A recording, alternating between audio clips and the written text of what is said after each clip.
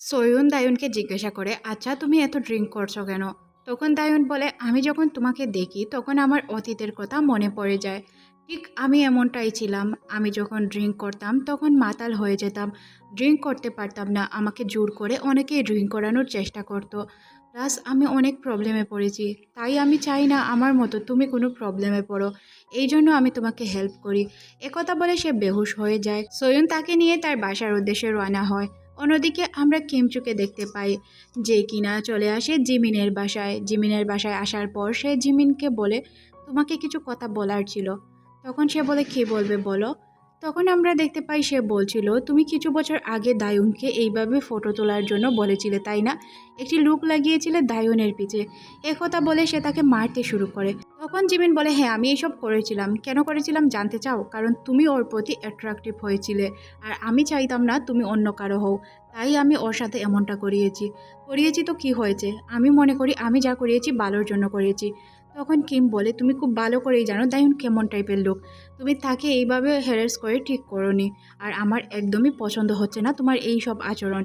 তখন জিমিন হাসতে শুরু করে, বলে এখন কি করবে আমাকে করো। কিম বলে ওঠে, তুমি এতটা নিচে নেমে যাবে আমি কল্পনাও করিনি। তখন জিমিন বলে ওঠে, আমি তো তোমার জন্যই এইসব করেছি। তুমি আমার থেকে ওকে প্রায়োরিটি দেওয়া শুরু করেছো। তাছাড়াও তুমি অনেক ঝামেলা করেছো, তাই আমি ওর সাথে এইসব করতে চেয়েছি। তুমি আমার সাথে রিলেশন থাকা সত্ত্বেও তুমি ওর সাথে রিলেশনে জড়ানোর চেষ্টা করেছো। তাহলে বলো আমি কি করতাম? তুমি এখন দায়ুনকে গিয়ে বলবে আমি এইসব করিয়েছি, তাই না? দেখবে দায়ুন কোনো কিছুতে বিশ্বাস করবে না। কারণ সর্বোচ্চ সাহায্য আমিই তাকে করেছি আজ পর্যন্ত। আর কেউ তাকে এতটা সাহায্য করেনি। তাই সে আমার প্রত্যেকটি কথা মানে, তোমার কোনো কথাই সে বিশ্বাস করে না। তাছাড়াও সে তোমাকে ভয় পায়। কিম বলে, আচ্ছা আমি কিছুই করতে পারবো না আমি মানছি, তবে আমি একটি জিনিস করতে পারবো। আমার সাথে যে তোমার ডিল ছিল ওই ডিলটা আমি এক্ষুনি ক্যান্সেল করে দিব। আজ থেকে আমি শুধু দায়ুনকে প্রোটেক্ট করব, তোমাকে আমি প্রোটেক্ট আর করছি না। একথা বলে সে এখান থেকে চলে যায়। অন্যদিকে আমরা সয়ুন এবং দায়ুনকে দেখতে পাই। সয়ুন দায়ুনকে বাসায় রাখতে আসে। আর দায়ুন তাকে দেখে জিমিন মনে করে কিস করতে শুরু করে।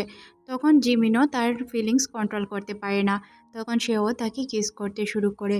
দায়ুন তো মনে করছিল সে জিমিনকে কিস করছিল, তবে এখানে তো জিমিন ছিল না, সয়ুন ছিল। কিছুক্ষণ পর সে যখন দায়ুন বলে ওঠে তখন সয়ুনের মন খারাপ হয়ে যায়। আর সিন চলে যায় ফ্ল্যাশব্যাকে, যেখানে আমরা সবাইকে একসাথে ড্রিঙ্ক করতে দেখতে পাই। পার্ক দায়ুনকে অনেক ড্রিঙ্ক করায়। সে তাকে এতটাই ড্রিঙ্ক করায় যে সে আর ড্রিঙ্ক করতে পারছিল না। পার্ক বলে, আরও খেতে পারবে? তখন সে বলে যে না আমি আর পারছি না। তখন সে বলে, আচ্ছা তুমি যেহেতু আর পারছো না এক কাজ করতে পারো, তুমি গিয়ে একটু রেস্ট করে আসতে পারো। দায়ুন তখন বলে, আচ্ছা কিছুক্ষণ পর চলে যাব। তখন সে তাকে বলে, কিছুক্ষণ পর কেন যাবে, তুমি এক্ষুনি যাও ফ্রেশ হয়ে আসো। তখন সে এই কথা বলে তার গায়ে হাত দিতে শুরু করে। এই বিষয়টা দায়ুনের খুবই খারাপ লাগে, তাই সে এখান থেকে উঠে ওয়াশরুমের কথা বলে চলে যায়। তারপর আমরা দেখতে পাই সে ওয়াশরুমে যাওয়ার পর কাউকে কল করে। সে যেহেতু ড্রাঙ্ক ছিল তাই বুঝতে পারে না সে কাকে কল করেছে। কল করে বলে যে আমি অনেক ড্রাঙ্ক আছি, প্লিজ আপনি আমাকে একটু পিক আপ করে আমার বাসায় দিয়ে আসতে পারবেন? তখন আমরা দেখতে পাই সে অন্য কাউকে না কিমকে কল করেছিল। আর সে কল করার সাথে সাথেই বেহুশ হয়ে যায়। সে শুধু এই কথাটি বলতে পেরেছিল। তারপর তো কিমই দায়নকে বাঁচিয়েছিল। সিন এখানে কাট করে পরদিন সকালে দেখানো হয় অফিসে সয়ুন যাচ্ছিল। তখন তার মনে পড়ে যায় কাল রাতের কথা, যখন সয়ুন দায়ুনকে কিস করেছিল। তার এটাও মনে পড়ে যায় যে দায়ুন তাকে জিমিন মনে করে কিস করেছিল। দায়ুন এসে তাকে জিজ্ঞাসা করে, কি হয়েছে, তুমি এখানে দাঁড়িয়ে আছো কেন? তখন সে বলে, তোমার মাথা ব্যথা কি কমেছে? তখন সে বলে, হ্যাঁ আমার মাথা ব্যথা এখন ঠিক আছে। তা কাল রাত কি হয়েছিল? তখন সে বলে, কাল রাত কি হয়েছিল তোমার কি কিছুই মনে নেই? তখন দায়ুন বলে যে না আমার কিছু মনে নেই, বলতে পারবে কি হয়েছিল? তখন সে বলে, আমাদের মধ্যে কিস হয়েছিল। তখন দায়ুন চমকে গিয়ে বলে, কি বলছো এসব, আমাদের মধ্যে কিস? এটা তো আমার বিশ্বাসই হচ্ছে না, তুমি মিথ্যা কথা বলছো। তখন সে বলে, কেন আমি মিথ্যা কথা বলতে যাব? তুমি একটু নিজের ব্রেন খাটিয়ে দেখো মনে করে, তাহলে তোমার মনে পড়েও যেতে পারে। তখন আমরা দেখতে পাই যে দায়ুনের সব কিছু মনে পড়ে যায়। তখন সয়ন তাকে বলে, যেহেতু তোমার কিছুই মনে ছিল না তাই এইসব মনে না করাই ভালো। আর তুমি আমাকে না জিমিনকে মনে করে আমাকে কিস করেছিলে। তাহলে আমাদের মধ্যে এমন একটি ডিল হোক যে আমাদের মধ্যে আজ পর্যন্ত যাওয়া হয়েছে সব কিছু নর্মালি আমরা নিব, কোনো কিছুকে সিরিয়াস নিব না। এদিকে দায়ন খুবই দুশ্চিন্তায় ভুগছিল, কারণ তার সাথে কাল রাত যা হয়েছে এগুলো কল্পনার বাহিরে ছিল। সে কখনো কল্পনাও করতে পারেনি তার সাথে এমন কিছু হবে। তখন সে তার মাথায় হাত দিয়ে চিন্তায় মগ্ন ছিল যে কি করে ফেললাম কাল আমি। আমি কেন কাল এত ড্রিঙ্ক করলাম আর সুইনের সাথে এইসব করে ফেললাম। অন্যদিকে আমরা জিমিনকে দেখতে পাই, সে অফিসে বসে বসে চিন্তা করছিল দায়ুনের কথা। কাল রাতে সে দায়ুনকে এসএমএস করে জানিয়েছিল কিমের সাথে দেখা না করার কথা, আর সে ওই মেসেজগুলো একদমই সিন করেনি। যেহেতু সে পার্টিতে ছিল, মেসেজগুলো সে সিন করতে পারেনি, আর ড্রাঙ্ক হওয়ার কারণে তার ফোন কোথায় ছিল সে নিজেও জানতো না। জিমিন দায়ুনের বাসার বাহিরে বসেছিল দায়ুনের অপেক্ষায়, তবে সে দেখতে পায় দায়ুনের সাথে অন্য একজন ছিল, তাই তার মন খারাপ হয়ে যায়। তখনই তার ফোনে একটি এসএমএস আসে যে দায়ুনের কাছে কিছু কাজ আসায় সে আর পার্টি অ্যাটেন্ড করতে পারছে না। তখন সেও বলে দেয় যে আজ আমিও পার্টি অ্যাটেন্ড করতে পারবো না, আমার কিছু জরুরি কাজ আছে। তার পার্টি মিস করার কারণ একমাত্র দায়ুনই ছিল। অন্যদিকে আমরা কিমের বাবাকে দেখতে পাই, যে কিনা কিমের কাছে এসে চিল্লাতে শুরু করে। কিমের বাবা তাকে বলে, আচ্ছা তুমি কী চাও, আমাকে সব কিছু খুলে বলবে? তোমাকে আমি একটি কাজ দিয়েছিলাম, এই কাজটিও তুমি ঠিকঠাকভাবে করতে পারোনি। তুমি বলেছিলে তুমি মিটিংটা ঠিকঠাকভাবে হ্যান্ডেল করে নিবে। তুমি জানতে এই ডিলটা আমার জন্য কতটা ইম্পর্টেন্ট ছিল। তুমি সব কিছু ধুলোয় মিশিয়ে দিলে। তুমি বলেছিলে মিটিংয়ে তুমি তোমার বেস্টটা দিবে। তুমি এতটাই বেস্ট দিয়েছো যে আমাদের ডিলই হলো না। এটা কি কোনো কথা? তুমি কিভাবে কাজ করলে আমি তো কিছুই বুঝতে পারছি না। শুধু তোমার মা আর তোমার বোনের কথায় আমি তোমাকে এই সুযোগটি দিয়েছিলাম। আমি খুব ভালো করেই জানতাম তুমি কোনো কাজের ছেলে না। তুমি শুধু টাকা নষ্ট করতে জানো, টাকা ইনকাম করতে নয়। কিমের বাবার বলা কথাগুলো তার খুবই খারাপ লাগে, তারপরেও সে কিছু বলতে পারে না। তার বাবাকে শুধু এটাই বলে, বাবা আমাকে আরেকটি সুযোগ দাও, আমি সব কিছু ঠিক করে নিব। অন্যদিকে আমরা দায়ুন এবং সোয়নকে দেখতে পাই, তারা একই জায়গায় বসে কাজ করছিল। তবে আজ কাজের ফাঁকে তারা একদমই কথা বলে না, দুইজনই চুপচাপ ছিল। কেউ কারোর দিকে তাকায়ও না, কথা বলে না। দায়ুনের এই বিষয়গুলো খুবই খারাপ লাগে। লাঞ্চ টাইমেও সোয়ুন তাকে লাঞ্চের কথা বলে না। তখন সে তার টিমমেটদের বলে, চলো আমরা একসাথে লাঞ্চ করে আসি। টিমমেটের একজন সোয়ুনকে জিজ্ঞাসা করে, তুমি কি লাঞ্চ করতে যাবে না? তখন সোয়ুন বলে যে না, আমি একাই লাঞ্চ করে নিব, আপনারা আপনাদের মতো লাঞ্চ করে নিন। এই বিষয়গুলো দায়ুনের খুবই খারাপ লাগে, কিন্তু সেও তাকে কিছু বলতে পারে না। তারপর তারা দুইজন দুই দিকে মুভ করে মন খারাপ করে, দুইজনের মনেই কষ্টে ছিল। এদিকে আমরা দায়ুনকে দেখতে পাই, সে বাহিরে এসে মন খারাপ করে দাঁড়িয়ে থাকে। তখনই তার সামনে কিম চলে আসে, তাকে লাঞ্চের অফার করে, বলে চলো আমরা একই সাথে গিয়ে লাঞ্চ করি। তখন সে বলে যে না, আমি লাঞ্চ করতে যাব না। কিছুক্ষণ পর সে সোয়ুনকে দেখতে পায়। সোয়ুনকে দেখার পর সে কিমকে টানতে টানতে লাঞ্চের জন্য নিয়ে যায়। কিম এতে অনেক খুশি হয়ে যায়। গাড়িতে বসে সে তাকে জিজ্ঞাসা করে, তুমি কি খাবে বলো? তখন সে বলে, আমি কিছুই খাবো না, আমাকে সামনে নামিয়ে দিবে। তখন সে বলে, কেন তোমাকে সামনে নামিয়ে দিব? আচ্ছা চলো, আমরা যখন কলেজ টাইমে ছিলাম তখন যেই খাবারগুলো খেতাম, যেই যেই জায়গাগুলোতে যেতাম, আজ ওই জায়গাগুলোতে যাব। তখন সে বলে যে না, লাঞ্চ টাইম অলরেডি শেষ, তাই আমাকে কাজে যেতে হবে। তখন সে বলে, আমি অফিসের বস, আমি তোমার সব কিছু ম্যানেজ করে নেব, তুমি আমার সাথে চলো। তখন সে বলে, না আমার ভালো লাগছে না, আমি অফিসে কাজ করতে চাই। তখন আমরা দেখতে পাই কিম তাকে বলে যে তুমি যদি চাও তাহলে আমার টিম অ্যাটেন্ড করতে পারো, তাহলে তোমার কোনো কাজই করতে হবে না, আমি তোমার সব সুবিধা দিব, তুমি কেন ওই টিম ছেড়ে আমার কাছে আসছো না? তখন সে বলে, আমার এইসবের একদমই প্রয়োজন নেই, আমি যেমন আছি তেমন ভালোই আছি। তারপর কিম রেগে গিয়ে বলে, আমি এই কোম্পানির মালিক, এটা তোমার মাথায় ঢোকানো উচিত, আমি চাইলেই তোমাকে এক্ষুনি ফায়ার করে দিতে পারি। তখন সে বলে, তুমি যদি আমাকে কোম্পানি থেকে বেরি করে দাও তাহলে তো আমি অন্য একটি কোম্পানিতে জব করতে পারবো, আমার এবিলিটি আছে ওই জব করার। তখন সে বলে, তুমি একজন সাধারণ এমপ্লয়ি হয়ে আমার সাথে এইভাবে কথা বলতে পারো না, তোমার কথা বলার স্টাইল আমার একদমই পছন্দ হচ্ছে না।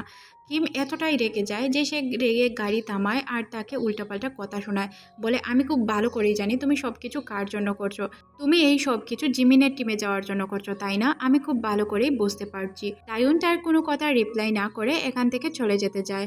তখন সে তাকে আটকে দিয়ে বলে, তুমি কেন আমার কথা শোনো না? তুমি সব সময় জিমিনের কথা শোনো, জিমিন কি আমার থেকে ভালো? আর তুমি কেন জিমিনের কথা শুনবে? তখন সে বলে, জিমিন আর তোমার মধ্যে আকাশ পাতাল পার্থক্য, জিমিন তোমার থেকে অনেক ভালো, সে আমাকে অনেক হেল্প করে, তাছাড়াও তোমাদের দুইজনের মধ্যে অনেক পার্থক্য। আমি জিমিনকে কেন পছন্দ করি এটা নিয়ে তুমি আমাকে কোনো প্রশ্নই করবে না। তখন কিম তার মুখে ধরে বলে, তুমি জিমিনকে পছন্দ করো তাই না? যদি জিমিনের সততা আমি তোমার সামনে বলি তাহলে তুমি জিমিনকে একদমই সহ্য করতে পারবে না। কিমের এতটাই রাগ হচ্ছিল যে সে তার মুখ এতটাই চাপ দিয়ে ধরে, হাতের নখ লেগে তার গালটি কেটে যায়।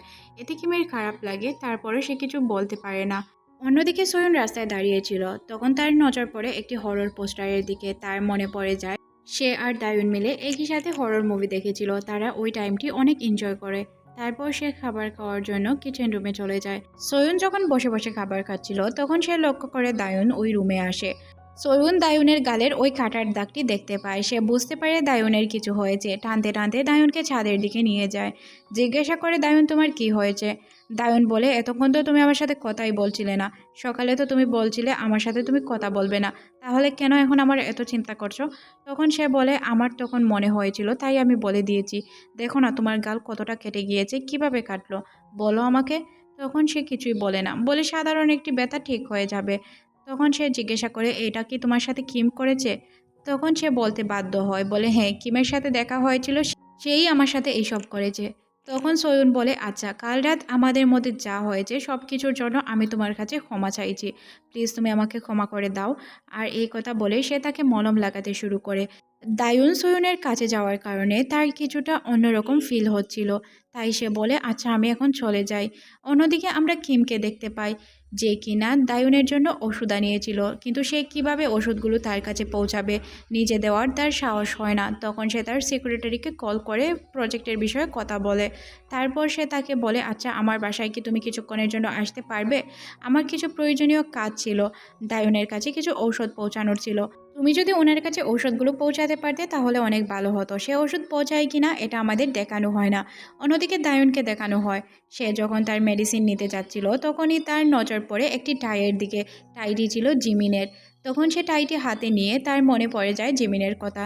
মনে মনে ভাবে জিমিনকে এসএমএস করবে। জিমিনকে সে বলে আমি ওই দিন তোমাকে এসএমএসের রিপ্লাই করতেছিলাম, কিন্তু কোনো একটি কারণে রিপ্লাই করতে পারিনি, তাই আমি দুঃখিত। তখনই তার ফোনে সয়ুনের টেক্সট আসে। সয়ুন তাকে জিজ্ঞাসা করে তোমার কি ঘুম পায়নি, তুমি কি ঘুমাবে না? তখন সে বলে না কিছুক্ষণ পরই ঘুমিয়ে যাব। তখনই তাকে সে কল করে ফেলে আর তারা দুইজন কথা বলে। তখন সয়ুন তাকে জিজ্ঞাসা করে আচ্ছা তুমি কাল কি পরবে? তাইন বলে কাল ব্ল্যাক কিছু পরবো। তখন সে বলে তোমার লাইট কালার কোনো কিছু নেই? তখন সে বলে হ্যাঁ আমার কাছে একটি পিচ কালারের কোট আছে। তখন সে বলে আচ্ছা তাহলে তুমি ওই পিচ কালারটাই কাল পরে আসবে। দায়ুন তখন তাকে জিজ্ঞাসা করে আচ্ছা আমি পিচ কালার কেন পরবো? তখন সয়ুন বলে আমি বলেছি তাই পরবে। পরদিন আমরা দেখতে পাই দুজনই সেম সেম আউটফিট পরে এসেছিল, তাদেরকে দেখতেও অনেক সুন্দর লাগছিল। তখনই তাদের ম্যানেজার তাদের কাছে চলে আসে আর জিজ্ঞাসা করে তোমরা কি একই সাথে শপিং করতে গিয়েছিলে? তোমাদের আউটফিট দেখে মনে হচ্ছে তোমরা শপিং করতে গিয়েছিলে আর সেম সেম আউটফিট কিনে নিয়ে এসেছো। তখন সয়ুন বলে যে না আসলে কাল আমি ওকে জিজ্ঞাসা করেছিলাম ওর কাছে এমন কোনো কালার আছে কিনা।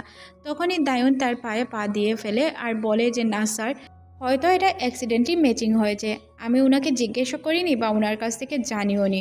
সয়ুন আর কি বলবে, দায়ুন যেহেতু এই কথা বলে দিয়েছে সে তো আর তার কথাটি উল্টাতে পারবে না, তাই সেও এই কথাই বলে ফেলে। তারপর তারা দুইজন একই সাথে বাইরে বের হয়। তখন সয়ুন তাকে জিজ্ঞাসা করে আচ্ছা আমাকে কেমন লাগছে? দায়ুন বলে ভালোই তো লাগছে। তখন দায়ুন তাকে বলে আচ্ছা তুমি আমার পিছু কেন করছো? তখন সে বলে পিছু করবো না, আমরা একই সাথে ছিলাম একই সাথে থাকবো। তখন সে বলে অফিসের সবাই আমাদের দিকে কেমন জানে তাকাচ্ছিল, তুমি কি এইসব বুঝতে পারো না বলো? তখন সে বলে বুঝতে তো পারি, বুঝতে পারবো না কেন? অফিসের সবাই তাকাচ্ছিল তাই তো বাইরে চলে এলাম। আর তোমার সাথে আমি সময় কাটাবো না তো কার সাথে কাটাবো? আচ্ছা চলো আমরা দুইজন একই সাথে ডিনার করি। তখন সে বলে ডিনার করব? আচ্ছা চলো ডিনার করাই যায়। তারপর তারা দুইজন হাঁটতে হাঁটতে একটি স্টোরের দিকে যায়। স্টোরের সামনে গিয়ে সয়ুন বলে আচ্ছা দাঁড়াও এখানে। তখন দায়ন বলে আমরা না ডিনার করতে যাব। ডিনার তো করতেই যাব, এর আগে চলো না কিছু সময় এনজয় করি, নিজেদের মতো করে সময় কাটাই। তারপর তারা কিছু বেল্ট কিনে। বেল্টগুলো অনেক সুন্দর ছিল, তারা তাদের মাথায় লাগিয়ে এইগুলো নিয়ে এনজয় করে আর অনেকগুলো পিকচার উঠায়। পিকচারগুলো অনেক সুন্দর ছিল। যেহেতু তারা একই সাথে পিকচারগুলো উঠিয়েছিল ওই পিকচারগুলো বারবার দেখতে থাকে সয়ুন। দায়ুন তাকে বলে এতবার পিকচারগুলো দেখলে তো পিকচার নষ্ট হয়ে যাবে। তখন সে বলে পিকচারগুলো নষ্ট হবে না, এতবার কই দেখছি, এতবার কই দেখছি, আমার পিকচারগুলো অনেক ভালো লাগছে তাই পিকচারগুলো দেখছিলাম আর কিছুই না। তারা দুইজন যখন খাবারের টেবিলে বসা ছিল তখনই দায়ুনের কিছু বন্ধু চলে আসে। দায়ুনের বন্ধুগুলো আসলে অনেক খারাপ ছিল। তারা দায়ুনের কাছে বসে তারপর দায়ুনকে জিজ্ঞাসা করে দায়ুন তুমি কেমন আছো? তখন দায়ুন বলে ভালোই আছি, কেন? তখন সে তাকে বলে যে তুমি যে ওই দিন পার্টিতে গেলে না তখন আমরা তোমাকে অনেক মিস করেছিলাম, তোমার সাথে জিমিনও আসেনি, তুমি কি জিমিনকে মানা করেছিলে পার্টিতে আসার জন্য? তখন দায়ুন বলে যে না আমি তো জিমিনকে মানা করিনি, না আমি তো জিমিনকে কিছু বলিনি আর তার সাথে আমার যোগাযোগই হয়নি এতদিন ধরে, আর আমি জানিও না সে পার্টিতে আসবে কিনা, আমি আমার কাজের জন্য পার্টিতে যেতে পারিনি। তখন বন্ধুগুলো তাকে কিছুটা অপমান করে কথা বলে, বলে যে ওর যখন স্কুল টাইমে ছিল তখন তার নাক দিয়ে রক্ত পড়তো, তাই তাকে সবাই ব্লাড বয় ডাকতো। তাছাড়াও তার অনেক বাজে গুণ ছিল, সে গুছিয়ে কথা বলতে পারতো না, কিছু করতে পারতো না, সবসময় ভীতু টাইপের হয়ে থাকতো। তাই কিম আর জিমিন তাকে সবসময় সাপোর্ট করতো আর তাদের আশেপাশেই রাখতো। আসলে সবাই তার উপর দয়া করতো। তাকে যেহেতু ইনসাল্ট করে কথা বলছিল, সে কথাগুলো বুঝতে পারে। দায়ুনের বন্ধু সোহিনকে জিজ্ঞাসা করে, আচ্ছা তোমরা কি কলিগ? তখন সে বলে, হ্যাঁ আমরা কলিগ। তখন এই কথাগুলো বলতে তার অনেক খারাপ লাগছিল, তারপরেও সে বলে ফেলে। তারপর তার বন্ধুগুলো তাকে জিজ্ঞাসা করে, আচ্ছা তুই এত সুন্দর কোট কোথা থেকে পেলি? তোর তো এত সুন্দর জামা কাপড় ছিল না, তোর আউটফিট অনেক সুন্দর। তোকে হয়তো আউটফিট সব কিছু পছন্দ করে দেয় তোর এই কলিগটা, তাই না? আমার এমনটাই মনে হচ্ছে। তখন সে বলে, আমি ওয়াশরুম থেকে আসছি। একথা বলে সে এখান থেকে উঠে চলে যায়। তারপর তারা সোয়ুনকে বলে, তুমি ওর উপর দয়া করছো তাই না? স্কুল লাইফেও সবাই তার উপর দয়াই করতো, কারণ সে দয়ার পাত্র ছিল। যেহেতু দায়ুন অনেক সহজ সরল একটি ছেলে ছিল, তাই সবাই তার সুযোগ নেওয়ার চেষ্টা করত। দায়ুন বিষয়গুলো বুঝতে পারলেও তাদের প্রেমে পড়ে যেত। তখন সয়ুন দায়ুনের বন্ধুদের বলে যে না, ও তো আমাকে একদমই পছন্দ করে না, আমাকে সবসময় ইগনোর করে। আমিই তার পিছে পিছে ঘুরি, আমার তাকে অনেক ভালো লাগে আর সে অনেক কিউট। তখন তার বন্ধুরা হাসতে শুরু করে, বলে এগুলো আমাদের একদমই বিশ্বাস হয় না। তোমার মতো একজন হ্যান্ডসাম দেখতে ছেলে এই লুজারের পিছু ঘুরো কেন? তোমাদের কি আর কোনো ছেলেদের চোখে পড়ে না? আমাদের মতো হ্যান্ডসাম ছেলেদের কি তোমাদের চোখে পড়ে না? তোমরা সব সময় লুজারের পিছনেই ঘুরে বেড়াও। তখন সে বলে, ও লুজার না। একথা বলে সে দায়ুনকে এখান থেকে টানতে টানতে নিয়ে চলে যায়।